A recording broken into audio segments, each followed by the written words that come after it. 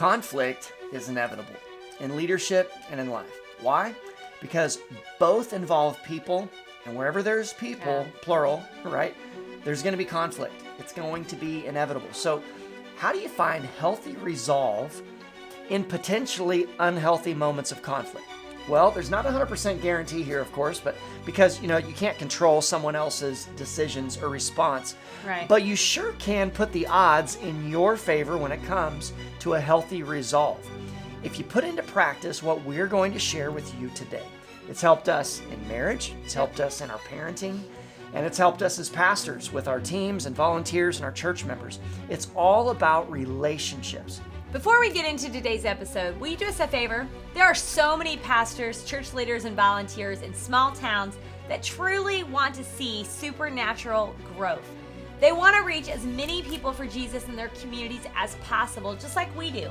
And you can help us get this podcast out to more people than ever before by simply rating and reviewing this podcast wherever you consume the content. And if you would just share this episode with your friends, maybe even on social media or through a text, that would help us as well. Thank you so much in advance. Now, let's dig into today's content. Welcome to the Small Town Big Church Leadership Podcast, a place for pastors, church leaders, and volunteers to grow themselves and the local church. We're pastors Brad and Misty Hilton, church planters in rural America.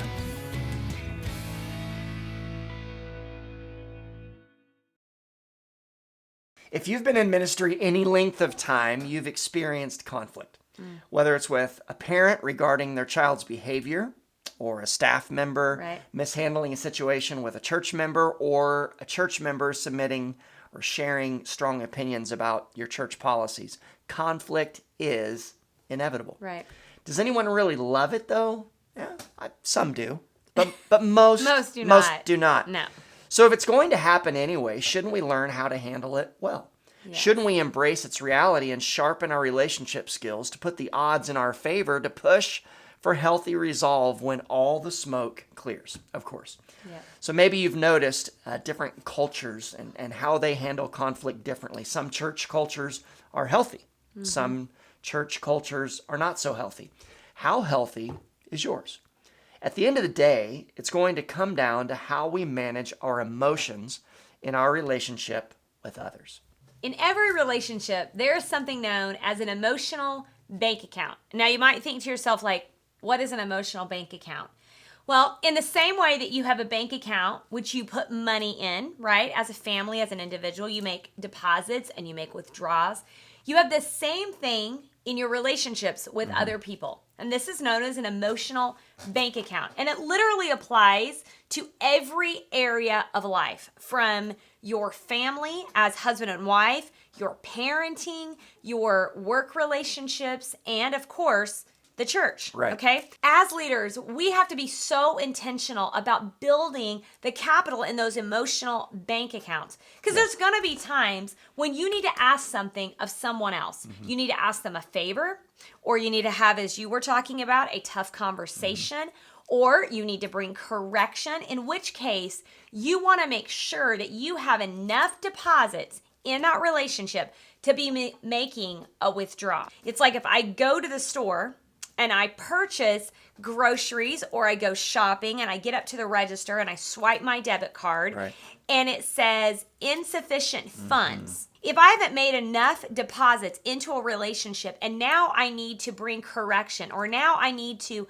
have that tough conversation, if there is a deficit and I have insufficient funds in the emotional bank account, what we're going to have is a mess on our hands. So what I see right off the bat is two different scenarios, and that could be either you're constantly having to harp on somebody, and that's a lot of withdrawals. Oh yeah, and you can't have that. No, you seem like a nag. Or maybe you just don't know the person very well, and there's not enough relationship, not enough deposits there in the relationship to be able to make the withdrawal. Yes, and you know what's crazy is research shows that for every one withdrawal, you need to have 5 deposits. That's good. So what that tells me is any relationship, you need to constantly, intentionally be making deposits. Okay? So let's talk through some of the examples of making those deposits. Okay, so the first thing I think of is as simple as just knowing someone's name. Yes, because And we just said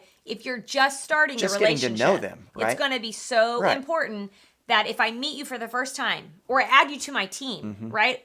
That the next time I see you, Right. I call you by Right. your name. Exactly. Especially if it's a new family and we Yes. have the opportunity to meet them one particular Sunday. Yes. If we see them the next Sunday and we bump into them and we call them by name, Huge huge deposit. because they're not going to say anything, but you have to Yes. know in their mind they're thinking they care. Wow. Wow. Yes. Huge deposit. Compliments, okay? And this is really, really big because It can be as anything. church leaders, slowing down enough with the volunteers that are on your team Yep. or even the church members as they're coming in, compliments make deposits. But also, when they're serving on your team, recognizing them for when they do a great job. That's huge. Right? Is so And it's big. it's easy as leaders, and I'm so guilty of this. I've had to work so hard on this over the years.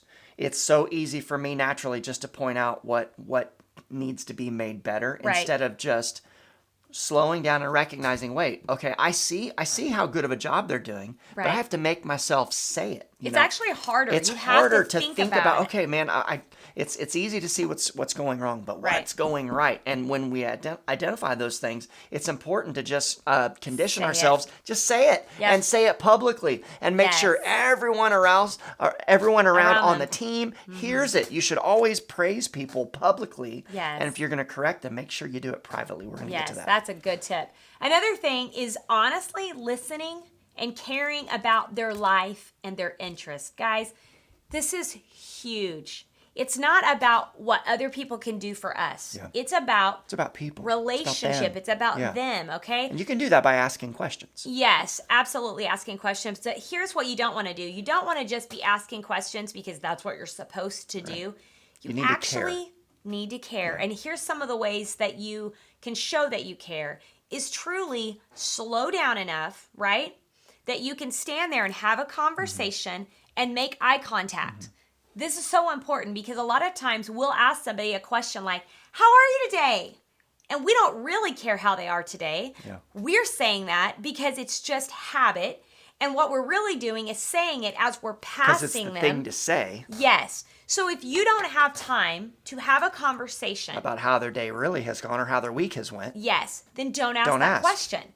So if you're going through, for instance, the lobby, and the lobby is going to be full of people, or maybe your door greeter, you don't want to be asking, "How are you today?" You want to be just saying, Be giving a "Good compliment morning." and saying, "Man," Or I say yes. this all the time, "Man, I love those shoes," and I'm not lying. You like I shoes. love, yeah. If Yeah. they're nice shoes or if they have a cool shirt, I'm Yes. gonna say something, and boom, I'm gone. Yes. And those are, I would say, like Little micro deposits. Okay, so that's just some of the ways that you can make deposits. There's so many other ones. I mean, even a thank you card. I tell leaders all the those are time. huge. An actual Make time to write a thank card. you card, not just a text, although that is a That deposit. that is a deposit. But when you take the time to write a card Yeah. and even go a little bit, I mean, throw in a little gift gift card. card in Yeah. there, they know you took the time out of your day to pause and say thank you. Guys, Yeah. that's huge, Huge. to volunteers that serve on your teams, okay?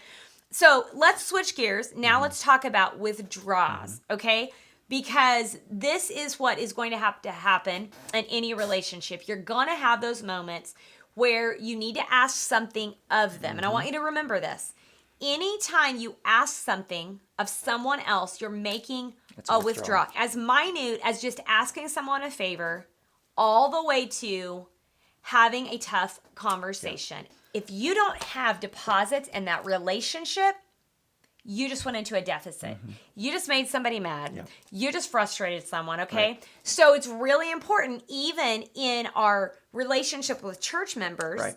that we're constantly making deposits. So operating within the realm of policy, there are a lot of opportunities for conflict there. Absolutely. But also when it comes to critique. And in the church world, you have to operate in a culture of critique. And this Yes. is a podcast for a different time. We'll definitely do one on this because this is Yes, so it's huge. huge. Anytime we critique others, Right. I don't care how you look at it. Yeah. It's a withdrawal. Right. So we're constantly making those withdrawals Right. in the church culture. And so we have to realize I'm going to have deposits. Yes. I'm going to have a lot of deposits if I'm going to make a withdrawal here. I used to have to remind myself, you've got to encourage, you got to deposit. And so it's the same thing in every area of your life. But when they love you, they will fight for you. Yes, They absolutely. will fight tooth and nail if you've made all to pull those the vision deposits. off because they love you. Yes. So I want to just encourage you, be intentional, make those deposits. It will go so far in your relationships as a leader. We hope today's content has helped you. We